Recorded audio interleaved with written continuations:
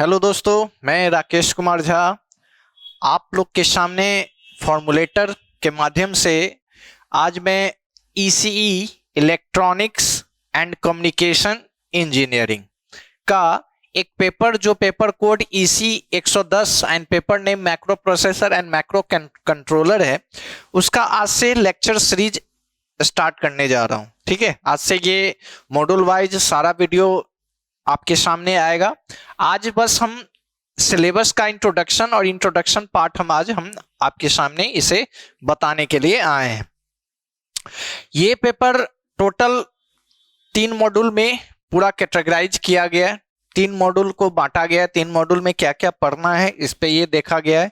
इसमें basically macro processor और उसके कंट्रोलर के बारे में ज्यादा टॉपिक्स को डील किया गया या ज्यादा टॉपिक्स को पढ़ना है। ठीक है, जिसमें मैक्रो प्रोसेसर से रिलेटेड जितने भी आजकल वर्जन या फिर इसके चिप्स आए हैं, ठीक है, उन सब के बारे में हम डिस्कस करेंगे।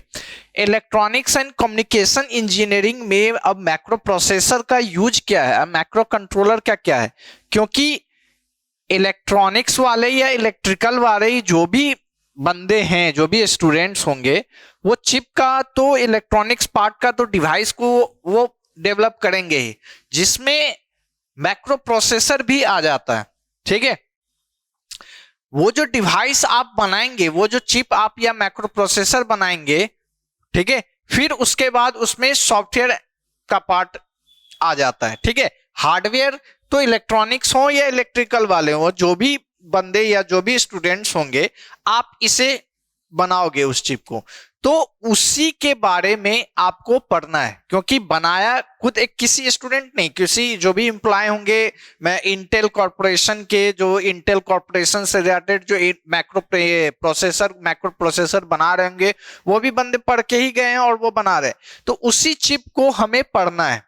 तो पढ़ना कब से है? जब से ये स्टार्टिंग हुआ है मैक्रो प्रोसेसर, तब से इसके बारे में हम डील करेंगे। ओके, जिसमें 8085 से हो या 8086 से हो, यहां से ये मैक्रो प्रोसेसर का एक क्या कहते हैं दुनिया या लाइफ स्टार्ट हुआ। ठीक है, जहां से ये बॉर्न हुआ, जिसमें हम कहते हैं कि जब कंप्यूटर का जनरेशन हम पढ़ते हैं, ठीक है, आईटी फील्ड में अगर आप जाओगे तो कंप्यूटर साइंस में इसका जनरेशन होता है, तो हम कहते हैं कि नहीं, 4th जनरेशन तक में मैक्रो प्रोसेसर या प्रोसेसर जो है वो मार्केट में आ गया था।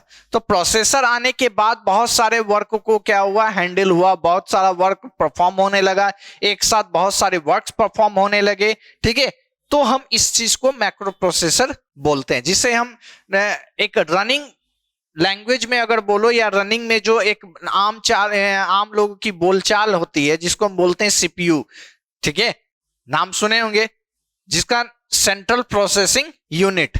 तो इसे हम, ये पार्ट भी हम एक आम बोलचाल में बोल सकते हैं। लेकिन मेन पार्ट जो होता है उसके बारे में क्या, कैसे मैक्रो प्रोसेसर कंट्रोल होता है, कैसे मैक्रो प्रोसेसर बनता है, कैसे उसमें वर्क होते हैं, और उससे रिलेटेड पूरे जो मदरबोर्ड का स्ट्रक्चर्स होता है वो कैसे काम करता है।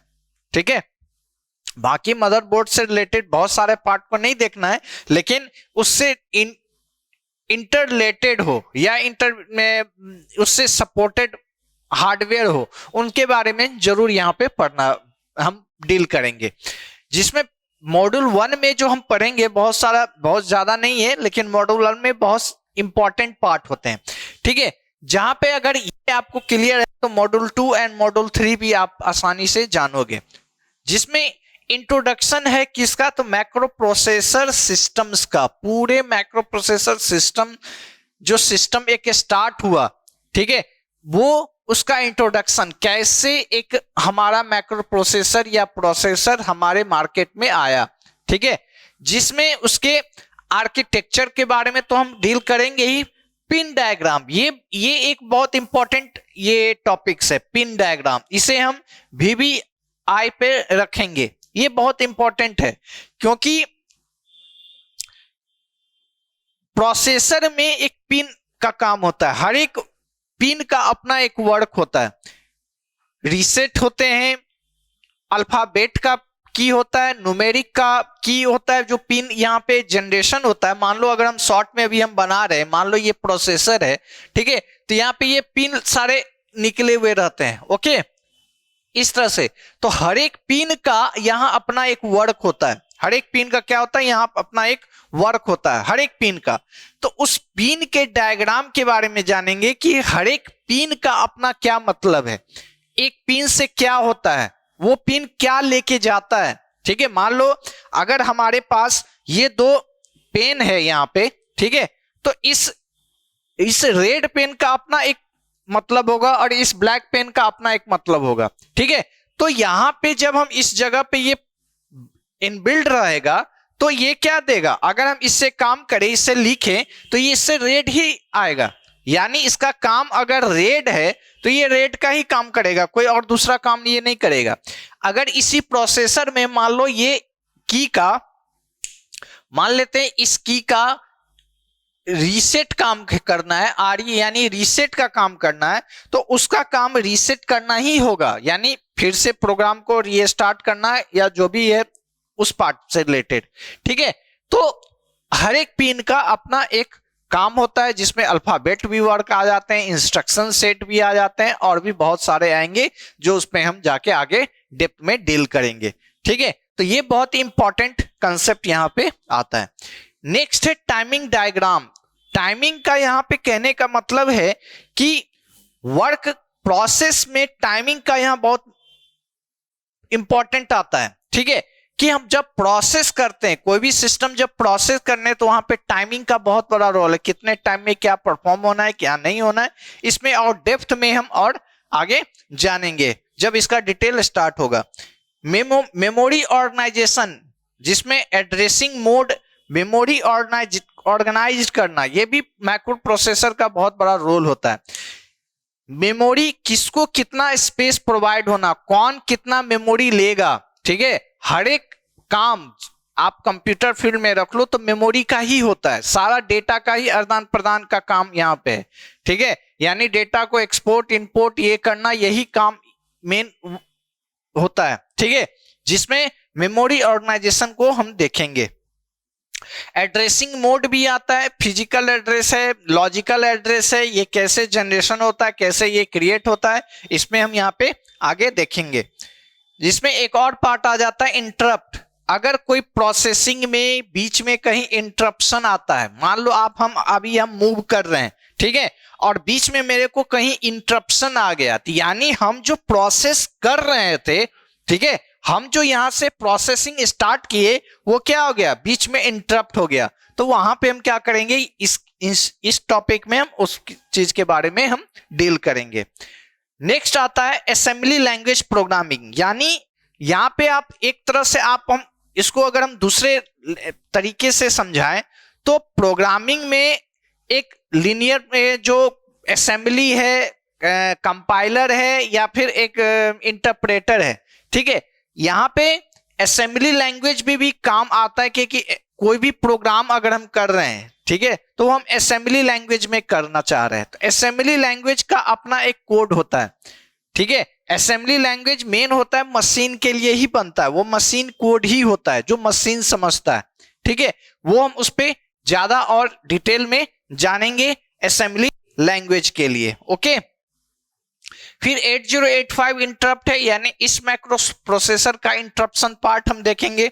नेक्स्ट में आ जाता है additional input output concept and processor, ठीक है, यानी इंटरनल या एडिशनल कोई भी अलग से अगर पार्ट होगा जिसमें इनपुट आउटपुट सिस्टम्स के बारे में देखेंगे कि मैक्रो प्रोसेसर में इनपुट आउटपुट सिस्टम कैसे या कंसेप्ट उसका कैसे वर्क करता है, इन सब पे इस पे हम डिस्कस करेंगे। तो ये मॉड्यूल 1 में हमारा इतने पार्ट थे, जिसमें जो अगर हम इंपॉर्टेंट देखें, आपके पास सिलेबस होगा ही, बहुत सारे चीज इसमें जो एक छोटे छोटे टॉपिक्स हैं वो नहीं लिखा हुआ है, चाहे मॉड्यूल 1 2 में है या हो या 3 में हो, वो आप सिलेबस देख लेंगे, डील सारे होंगे, लेकिन कुछ जो इंपॉर्टेंट ज्यादा था उसे हमने लिखा, लेकिन जो नहीं है एक दो टॉपिक हो सकता है छूटा हो, वो भी हो जाएगा, उसके लिए कोई टेंशन नहीं। तो इसमें अगर इस मॉड्यूल 1 में देखा जाए तो ये टॉपिक बहुत इंपॉर्टेंट है, ठीक है। दूसरा अगर हम देखें तो ये इंटरप्शन पार्ट भी इंपॉर्टेंट आता है, ठीक है, जिसमें हम मेमोरी ऑर्गेनाइजेशन या ये सब कॉमन है। टाइमिंग डायग्राम भी एक इंपॉर्टेंट, यहाँ स्टार हम लगाते हैं, इसे भी स्टार लगाते हैं, ये तो VBI है, बहुत इंपॉर्टेंट है पिन डायग्राम। फिर जितने भी और सब हैं इसमें सब एक कॉमन है, इसे हम डील करेंगे। लेकिन इंपॉर्टेंट अगर हम देखो कि मॉड्यूल 1 में क्या आ जाता है, तो pin diagram, timing and interruption का पार्ट एक ये इंपॉर्टेंट आता है, इसलिए मैंने उसमें स्टार मार्क्स लगाया, ठीक है, जिसपे हम इस पे डील करेंगे। तो आप भी अच्छे से समझे, और आप जब नोट्स बनाए या इसे समझने की कोशिश करें तो ये एग्जाम के पर्पज से भी ध्यान रखें कि ये इंपॉर्टेंट है। ओके, तो ये हमारा हो गया मॉड्यूल 1 का। अब हम चलते हैं मॉड्यूल 2 में। ओके, मॉड्यूल 2 में टोटली पूरा बेस्ड ये माइक्रो प्रोसेसर पे है, ठीक है, जिसमें वर्जन जो आता है 8085 से 8255, 8254Y, 8253 एंड 8251, 8259, ये जितने भी हैं सब इसके वर्जन्स हैं मैक्रो प्रोसेसर के। इंटरफेस, उसका इंटरफेस कैसा होगा मैक्रो पे, इंटरफेसिंग का पार्ट यहाँ पे देखना है, जिसमें इंट्रोडक्शन तो आ ही जाता है कि कौन सा क्या उसका वर्क था, वर्क प्रोफाइल कैसे वो बना, ये इंट्रोडक्शन में आ जाता है। फिर उसका जनरेशन देखेंगे, इनपुट आउटपुट पोर्ट्स कैसे वो काम किया, प्रोग्रामेबल पेरिफेरल इंटरफेसेस में, ठीक है, जिसमें उसका वायरिंग का कंसेप्ट हम देखेंगे। पेरिफेरल आ गया तो माइक्रो प्रोसेसर में जो डेटा का आना जाना होगा वो वायरिंग कंसेप्ट जो होगा वो यहाँ पे देखेंगे। तो अगर इसने लाइन में हम देखें तो ये पार्ट इसका स्टार मार्क्स है, ठीक है, यहां तक। ओके, नेक्स्ट हमारा sample and hold circuit and multiplexer, keyboard and display interface, keyboard and display controller, जिसमें PIC, DAC, ADC, ठीक है, इन सब के बारे में हम डील करेंगे। लेकिन अगर इसमें देखा जाए तो अगर इंपॉर्टेंट हम डील करें तो ये तो हमारा स्टार मार्क्स है ही एज अ एग्जाम पर्पस के लिए भी, या फिर गेट के लिए भी, या आपको नॉलेज अगर अच्छा रखना चाह रहे हैं तो ये पार्ट बहुत इंपॉर्टेंट है जिसमें स्टार मार्क्स लगे हैं। और ये इंट्रोडक्शन एंड जनरेटिंग तो बहुत है ही। और अगर इसके बाद देखा जाए तो इसमें और बाकी इतने भी कोई इंपॉर्टेंट जो एक बहुत ही जरूरी है जानना या उसे याद रखना है, सारे समझने के ही हैं, लेकिन हम एक इंपॉर्टेंट पार्ट बताते हुए चल रहे हैं जिसमें आपको आसानी से समझ में ये आएगा कि किसे हमें ज्यादा फोकस करना है एज ए एग्जाम के लिए, only for as a exam, लेकिन नॉलेज हमें सब चीज का होना चाहिए। तो स्टार हो गया, एंड इसे हम रख सकते हैं कीबोर्ड एंड डिस्प्ले इंटरफेस के लिए बस। और बाकी सब समझने का है और बाकी सब इसे समझाने का भी, यानी आप अगर समझोगे, आपके पास अगर लॉजिक रहेंगे सही, तो आप किसी को आसानी से इंटरव्यू में भी क्रैक कर सकते हो, ठीक है। नेक्स्ट आता है मॉड्यूल 3, जिसमें 8086 का इंट्रोडक्शन, 80286 का, 80386 का एंड 80486 मैक्रो प्रोसेसर का इंट्रोडक्शन पार्ट यहां पे हम देखेंगे। इंट्रोडक्शन देखने का मतलब यहाँ पे ये नहीं कि सिर्फ इसके बारे में हमने बता दिया कि जैसे अगर इंट्रोडक्शन तो my self Rakesh Kumar Jha and this फलना, बस उतना नहीं, उसका पूरा आर्किटेक्चर हमें जानना होगा। यहाँ पे हमें इंट्रोडक्शन अगर देना रहता तो बस हम अपने बारे में इतना बोल देते हैं, लेकिन हम इसके इंट्रोडक्शन में इसका आर्किटेक्चर को भी पूरा देखना है कि कैसे हमारा ये आर्किटेक्चर वर्क करता है, ठीक है। अगर हमारा ये आर्किटेक्चर को हम अगर इसे समझ जाएं कि ये हमारा ये जो मान लो ये मैक्रो प्रोसेसर है और इसका आर्किटेक्चर को हम पूरे अच्छे से समझ जाएं तो हम जान जाएंगे बाकी और भी टॉपिक्स। तो इसलिए यहाँ पे इंट्रोडक्शन के पार्ट में यहाँ पे हम उसका ऑल ओवर पूरा लाइफ विजन हम यहाँ पे इसका हम देखेंगे। फिर है यहाँ पे हमने अभी बोला 8086 का आर्किटेक्चर है, जनरेशन ऑफ फिजिकल एड्रेस है, पिन है, डायग्राम एंड 8086 है, minimum mode and maximum mode, bus cycle, memory organization, memory interfacing, addressing mode and instruction set of 8086, hardware and software interrupt. बाकी इंट्रो है बाकी इतने वर्जन का। तो यानी हमने अभी वो क्या बोला कि इतने अभी मैक्रो प्रोसेसर यहाँ दिया हुआ है, जिसमें 8086 हो, 80286 हो, 80386 हो, 80486 हो, ये मैक्रो प्रोसेसर का आर्किटेक्चर के बारे में यहाँ पे जानना ही है। उसका जनरेशन जो फिजिकल एड्रेस है उसका जनरेशन कैसे आया वो जानना है। और अगर मैक्रो प्रोसेसर के बारे में जानना है और उसके पिन के बारे में नहीं जाने तो क्या जाने। तो यानी इसलिए हमने यहाँ पे मॉड्यूल 1 में पहले ही क्या दे दिया था, ये तो एकदम VVI है, वेरी वेरी इंपॉर्टेंट है। क्योंकि मैक्रो प्रोसेसर का बाकी जितने भी आप कंसेप्ट समझ लो, थ्योरेटिकल आप जान लो, एड्रेसिंग कैसे करता है, डेटा ट्रांसफरिंग कैसे करता है, कैसे इंस्ट्रक्शन सेट को फॉलो करता है, बस जान लो। लेकिन जब तक उसके सारे पिन के बारे में नहीं जाने तो क्या जाने। तो इसलिए यहां पे ये VVI है। ओके, तो इसलिए यहां पे भी इस मॉड्यूल में भी हम जो भी इस वर्जन में यहां पे देखे हैं उसका हम pin generation, pin diagram of 8086, minimum mode and maximum mode दोनों यहां पे हम देखेंगे। ठीक है, मिनिमम मोड भी देखेंगे एंड मैक्सिमम मोड भी। बस साइकिल, मेमोरी ऑर्गेनाइजेशन, मेमोरी का कैसे ऑर्गेनाइज्ड होता है। ठीक है, वर्चुअल मेमोरी हो, physical address, logical address, primary memory, secondary memory, cache memory, इन सब का जितना भी मेमोरी ऑर्गेनाइजेशन है वो यहाँ पे हम देखेंगे। फिर मेमोरी इंटरफेसिंग, एड्रेसिंग मोड और इंस्ट्रक्शन सेट ऑफ 8086। इंस्ट्रक्शंस का यहाँ पे कहने का मतलब कि एक वर्क जो एक परफॉर्म होता है, एक साइकिल परफॉर्म होता है, ठीक है, उसे हम इंस्ट्रक्शन बोलते हैं। मतलब अगर मैं आपको एक स्टूडेंट को एज अ टीचर में इंस्ट्रक्शंस दूं, ठीक है, वो क्या हुआ, वो इंस्ट्रक्शंस हुआ कि आप इस तरह से पढ़ो। ओके, अगर मैं बोलूं कि आपका ये इस तरह से पढ़ने का ये तरीका हुआ, मैं आपको क्या दे रहा हूं, इंस्ट्रक्शन। यानी अगर उस इंस्ट्रक्शंस को आपने फॉलो कर लिया, यानी एक क्लॉक साइकिल में उस वर्क को पूरा कर लिया, वही एज एक क्या होता है, इंस्ट्रक्शन सेट होता है। ठीक है, तो इन सब के बारे में और भी हम डिटेल में जानेंगे मॉड्यूल 3 में। तो ये पूरे macro processor and macro controller का ये पूरा सिलेबस है। ठीक है, जिसमें जो भी इंपॉर्टेंट पार्ट जानिए, अगर हम इसमें देखें तो ये इसमें लगभग सारे इंपॉर्टेंट ही हैं। यहां पे अगर आप देखो,